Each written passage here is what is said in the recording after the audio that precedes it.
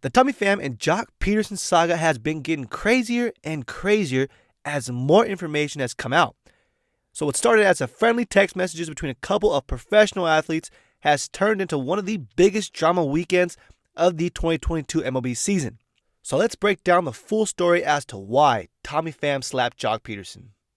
And before we jump into the madness, don't forget to like this video and subscribe to the channel. I do baseball content like this year round, and you don't want to miss any of it.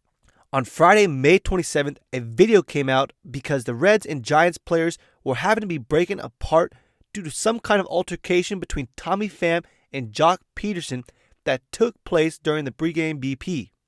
There wasn't really any other information at that point until the rain delay that pushed back the start of the game, in which the reporters were able to go in and talk to players, and they found out that Tommy Pham had slapped the Giants left fielder Jock Pederson over something to do with their fantasy football league, which then pushed the MLB to jump in and force the Reds to keep Tommy Pham out of the Reds lineup for the night's game so they could do some further investigation into the situation and also avoid any on-field drama that could have led to somebody else getting hurt.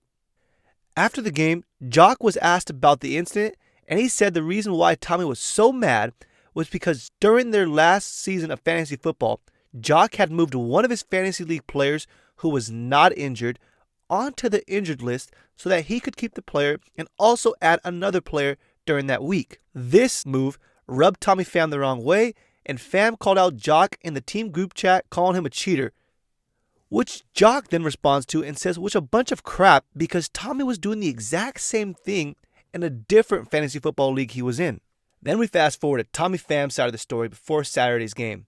He says the slap was about some disrespectful comments that Jock has made in the fantasy league group chat that referenced Pham's former team, the San Diego Padres.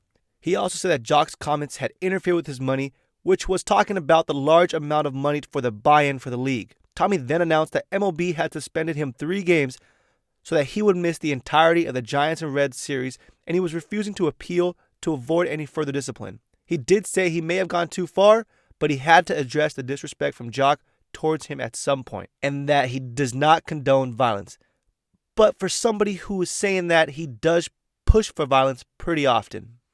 Now this is where the story gets really juicy, because all the actual stuff comes out.